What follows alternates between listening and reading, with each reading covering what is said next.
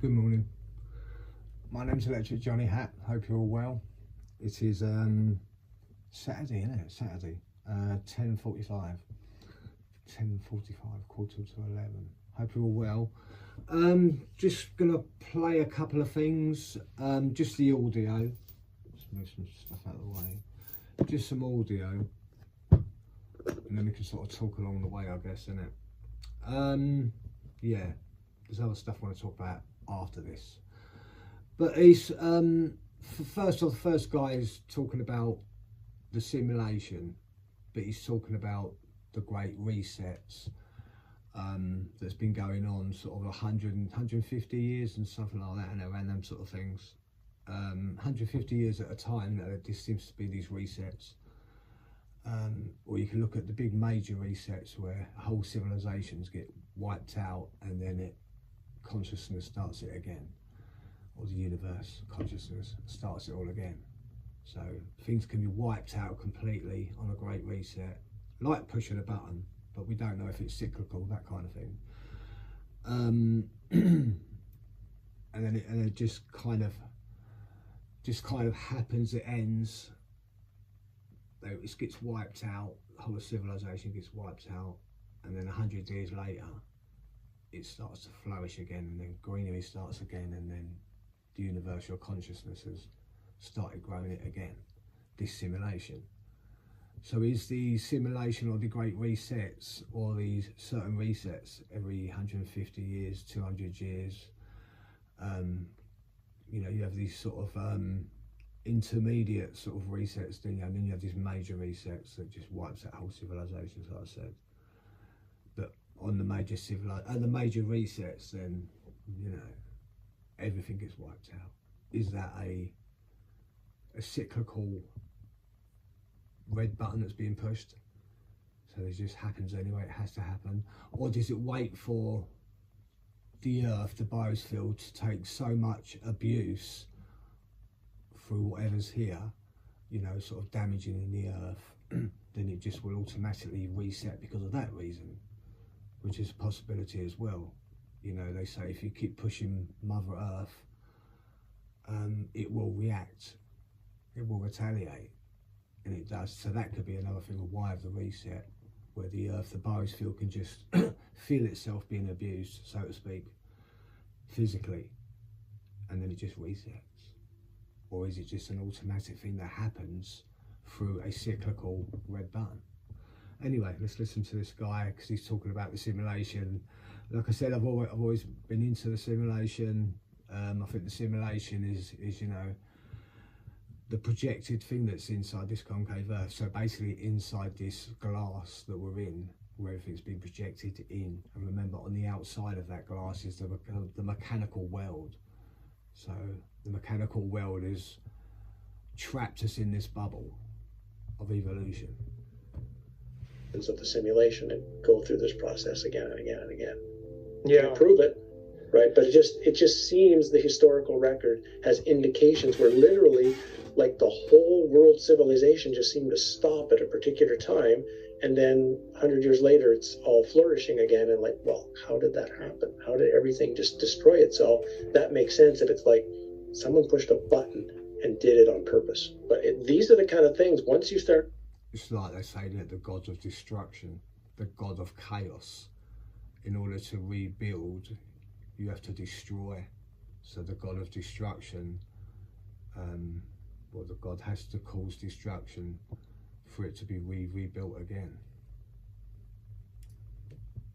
It's always destruction first, isn't it? Saying this might be a type of simulation.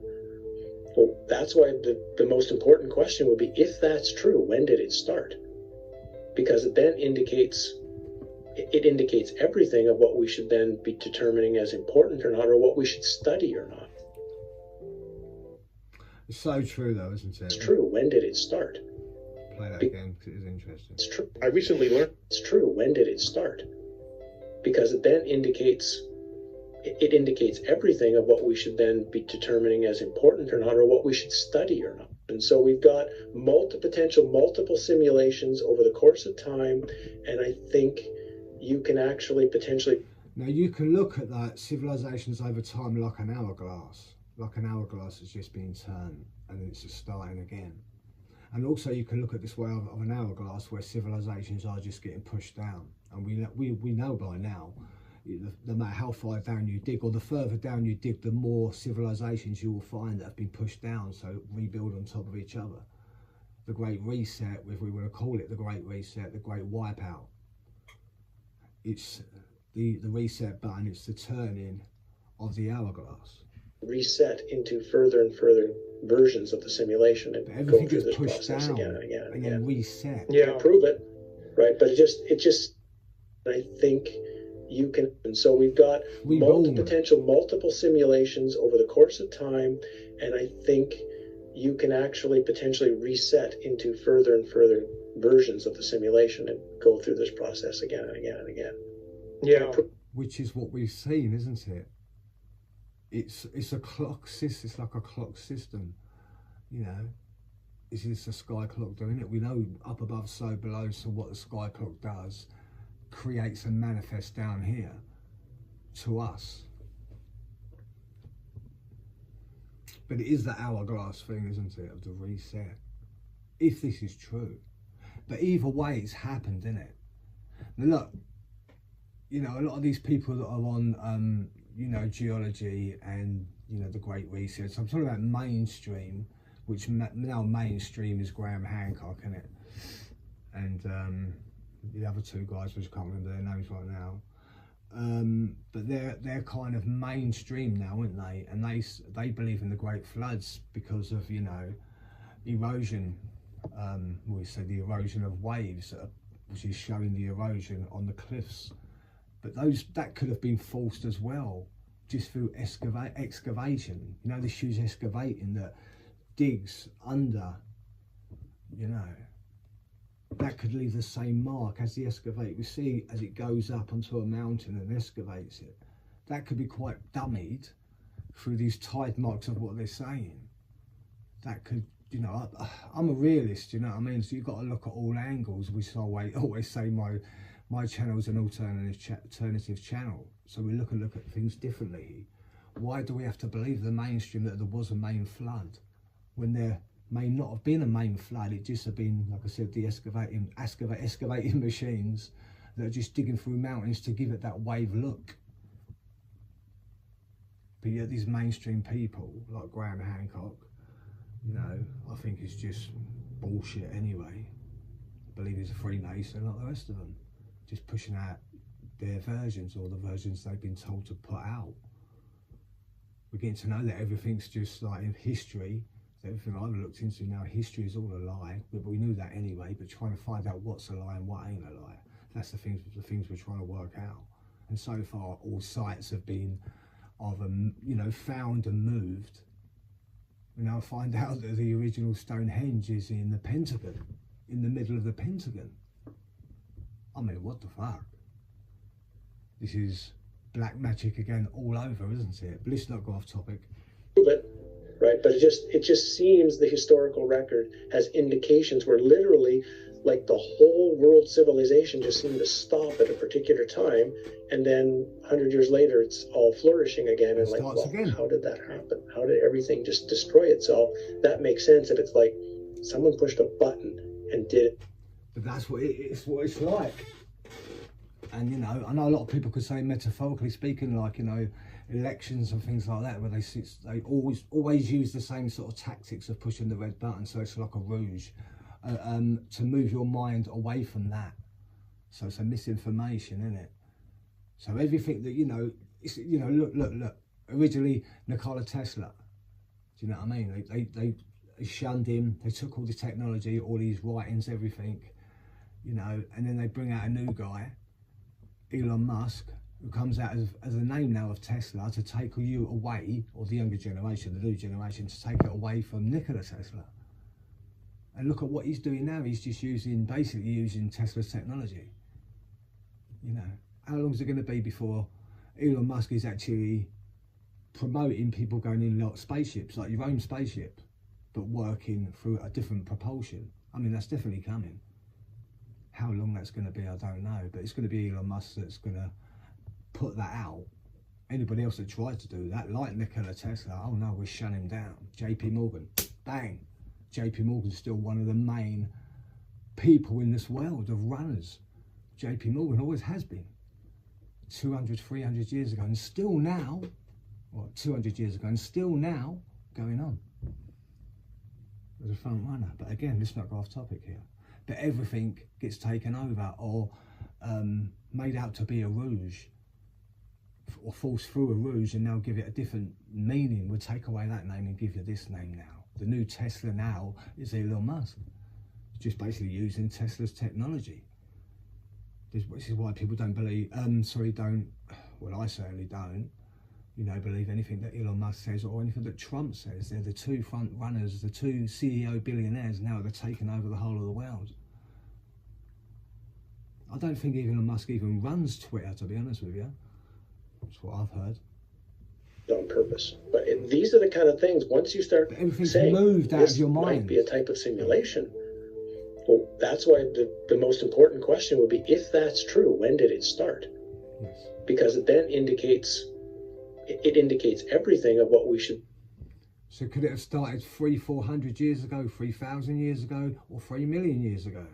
Now, Michael Tellinger has done plenty of research on geology and archaeology and found out a certain part of rock, which is like a black rock, that only sort of manifests over time. And that takes thousands, hundreds of thousands of years, going into millions of years. So maybe the original archaeologists out there that do say that the Earth is actually I wouldn't say billion, but millions of years old, could be proven quite easily through, or at least 500,000 years old, be proven by these rocks, black rocks that Michael Tellinger found, that grow from the start of a civilization again. Or that sort of part of it seems to live through a main flood.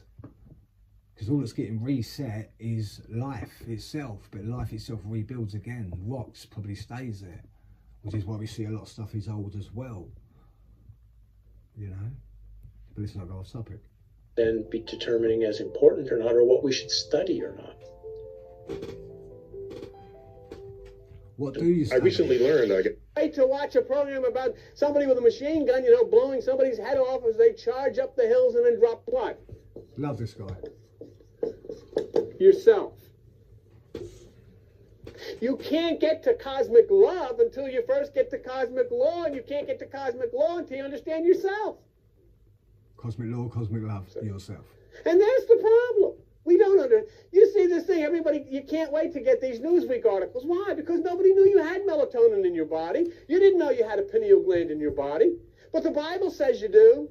Jesus said you do. Jacob said you do. It's all through the Bible. It's all through the ancient teachings. They talked about the pineal gland. It's in the Bible. They talked about melatonin. Jesus talked about it. It's in the Bible. But it's hidden. It's talking about invisible things that you can't see. Remember, there is no black or white people. We're all different shades of melanin. I have got a very low skin of melanin. A black person has got a very high protection of melanin in their body. So who's got the most protection? Who is the superpower? The black man that's got more melanin than me. So I burn like a crisp in the sun, where a black man is well protected through plenty of melanin in his body. Well, I've got very little. So you have to first understand how to deal with yourself.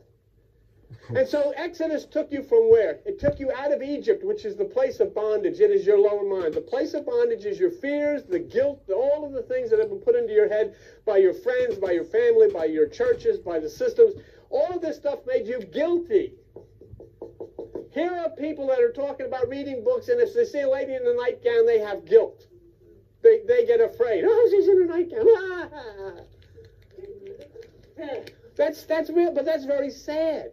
Oh, they're kissing, they're hugging, they're embracing. Oh, I can't see that. I can't watch that. I'm scared of that. Why are you afraid of people kissing and hugging? Oh, but they can't wait to watch a program about somebody with a machine gun, blowing somebody's head off as they charge up the... Because it's more entertaining. Let's see what else we've got on there.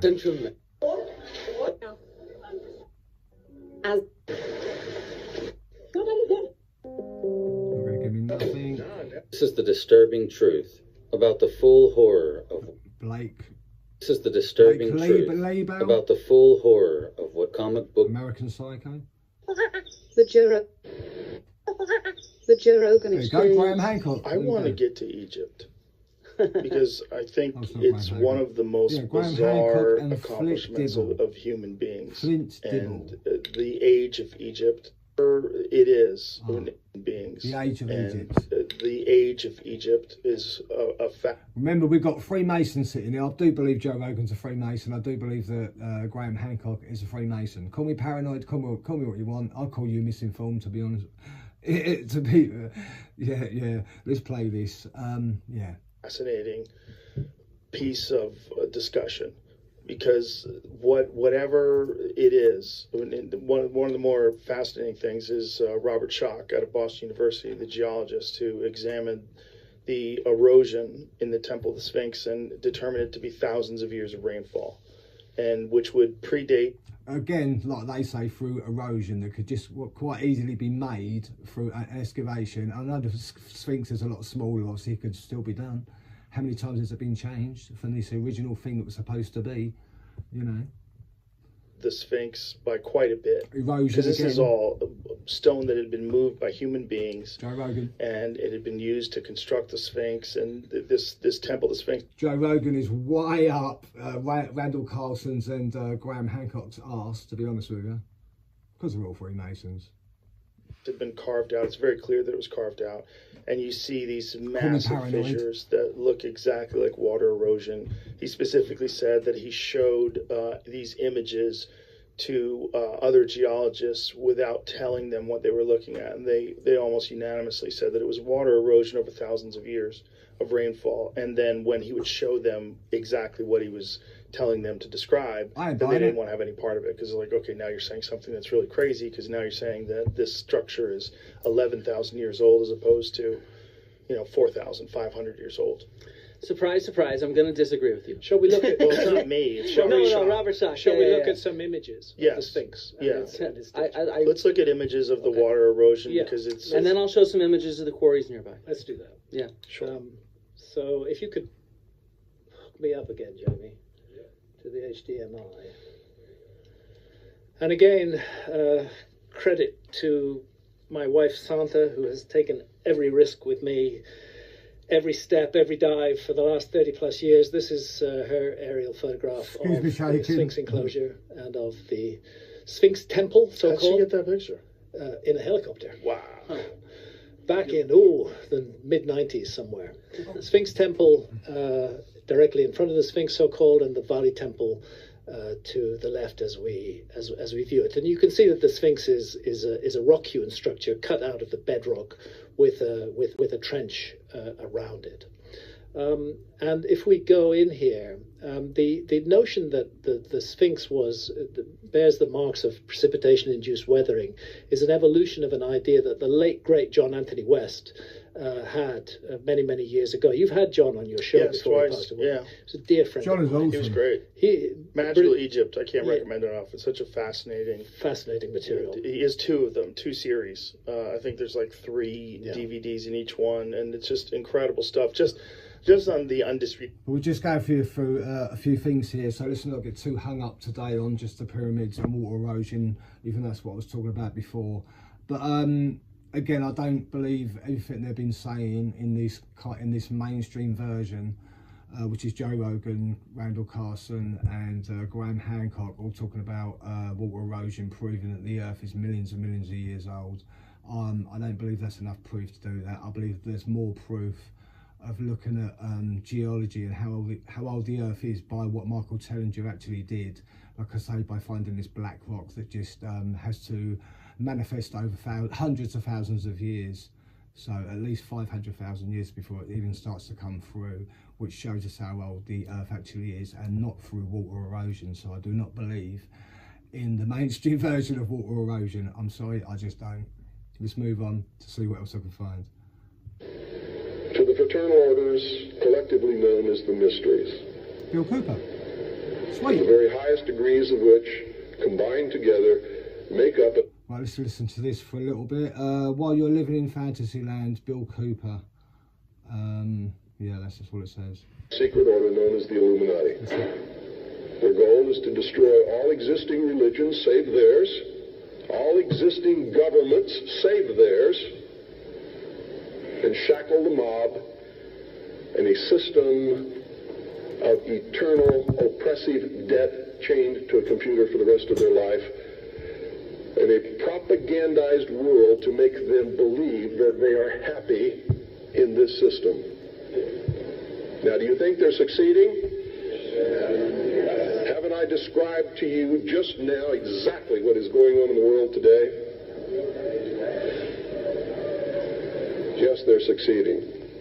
Yes, they're succeeding. Of course they're succeeding. The Freemasons, Illuminati, who I used to believe were just more innocent people, but now obviously the more research I've done through the Freemasons, I do believe they are very, very, very dark, and they've just put out the illusion that they are just really good people, but I think there's a lot more sinister than that. I really do. Well, I've just hit 21 minutes, so I'm going to let this run for a little bit longer, so if you get bored, just obviously turn off, but I'm going to let this play for a little while. I'm going to roll a joint. They're succeeding because the American people don't understand their enemy. They don't even know what's happening. They may have been or may be members of the Christian or Jewish religion, but that is only to further their own ends. They are and always have been Luciferian and internationalist. They give allegiance to no particular nation, although they have used, on occasion, nationalism to further their causes. I think Luciferian in the way, I think Bill Cooper's wrong there, and why should I disagree with Bill Cooper? Absolutely not, I really shouldn't, because he was pretty much right about everything, and there is still people out there calling him a Freemason. He admitted he practiced in Freemason for a little bit, but pulled straight out of it. For a lot of people didn't like the dark side of it. So Bill Cooper was not a Freemason, he pulled out of it. That goes out to Russian vids. Fuck you. You don't even show your face. Their only concern is to gain greater economic and political power. The ultimate objective of the leaders of both groups is identical. They are determined to win for themselves undisputed control of the wealth, natural resources, and manpower of the entire planet. They intend to turn the world into their conception of a Luciferian, totalitarian, socialist state. Absolutely totalitarian. I can tell you that when George And that's what we Bush see. says, out of the Middle East crisis will come a new world order, he is not joking. And the new world order is not what you think it is. Friendly nations working together. It's going to be a one world. I think the New World Order, I think I said this before, the New World Order is the new order of black magic. So they're now being allowed to have their new world order, the new order of the world, but the new order of the world is going to be run through black magic. So they've given the green light, whoever has given the green light of the New World Order, which is just the new order of the black magic. That's what I believe. Socialist government. Some of the reasons for this are good.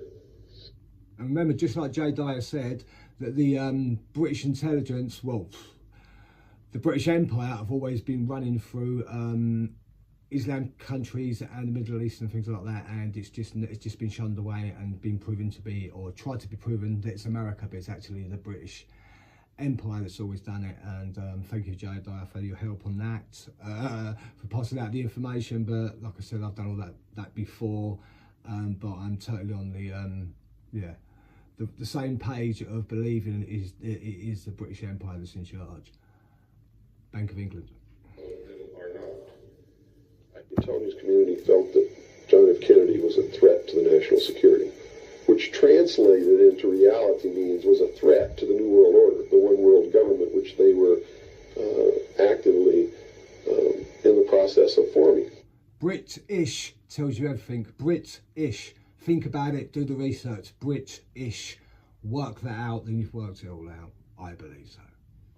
Was there anything on record that indicated that he was about to, things that he did would threaten that? Just like the tarot. Oh, absolutely. Remember, we've already done all that before, the tarot. Now, but it's available to anybody that wants to go look it up. England, Germany, English, Germany. United States notes, which would have broken the back the Federal Reserve, which is one of the major instruments of propelling the United States into the New World Order by destroying our economy, the basis upon which we live, the basis upon which our whole society is founded, is being ripped right out from under us. They destroyed the political... Yeah, we've done all this before, so I'm not going to do it again. Right, let's find something quickly for 5 minutes before I shoot off. 25 minutes. Anything interesting? This is my house. John Boyd is so special, and he doesn't deserve the kind of treatment that his daughter's giving him. You know, His daughter Angelina. Haven't they reconciled now? Well, they're reconciled, but they're still. Angelina Jolie's still punishing her father John for whatever. Who knows? She was into a lot of black magic, wasn't she, with Billy Bob Thornton? Remember? She still has. If you're watching this videotape, don't think just because you hear what I'm saying and you can repeat a bit of it that you know it. You want to watch it over and over and over again. You get one of the most magnificent tools in your hand you'll ever get your hands on. Now, I want this to represent X-type conditioning in your life. Let it represent X-type conditioning. Let this represent the Y-type idea. Now watch. You're watching with your eyes.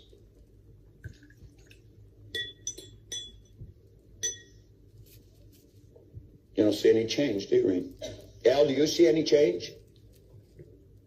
No, I don't. You don't see any change. What's your... Going there for too long. So where's my victim? What is the universe and what is it doing? This is not a new theory. In fact, it's the oldest one. It's not hard to understand. Let me explain. I came across this guy the other day on Facebook. I'm going to start following him. His name's, well, the channel's called Dead Hidden. And he's really, really good. He was talking about the pyramids the other day. Again, it's Dead Hidden. Let's see what he looks like. This to you and see if it ain't so Smart yourself. guy.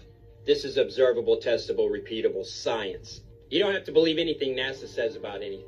I want you to notice one thing about the celestial bodies, not how big or small they are, I don't care. What I want you to notice is that no matter how large or small they seem to be, they're all circles. They're all spheres, but some of us aren't ready for that yet. They're all circles. Why are the celestial bodies in the heavens all circles? Well, not all of them. You got asteroids and comets, and give me a break. The reason all the celestial bodies are circles, or were circles, or are going to become circles again, it's because the laws of physics are organizing the energy and mass into these structures. Why? Well, this is what the instructions dictate. But why does it not matter at all how small or large they are? They're still the same relative structure. Wait, the black hole is different. No, it is not. Hold on. The reason the laws of physics organize the energy and mass available in the universe into these structures, no matter how large or small they are, is because the distribution, the ratio of energy and mass, is the same at all levels in the universe, from the subatomic to the universe itself.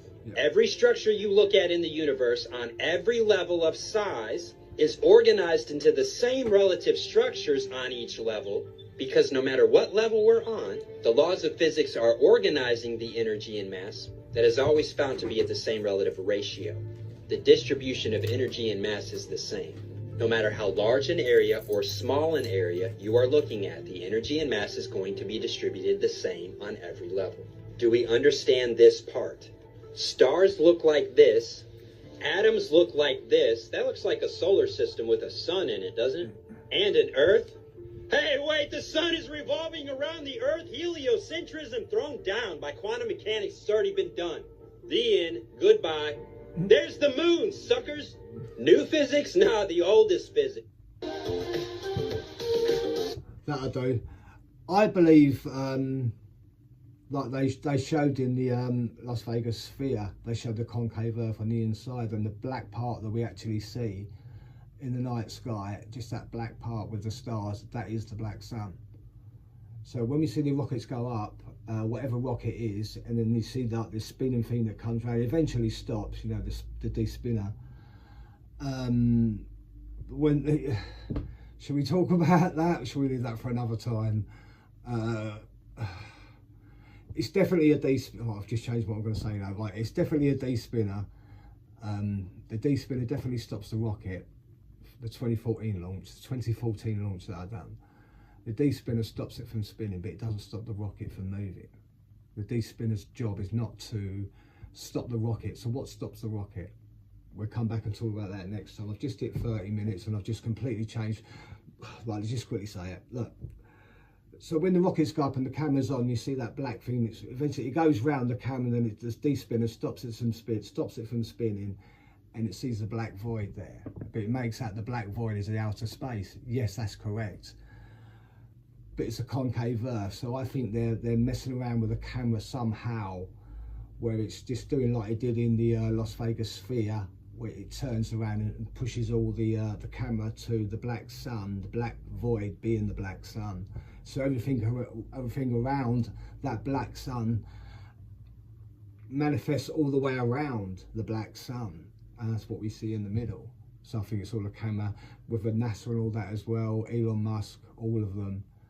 They're just hiding the black sun and then manipulating the picture just to hide the black sun. Just a bit of food for thought there. My name's Electric Johnny Hat.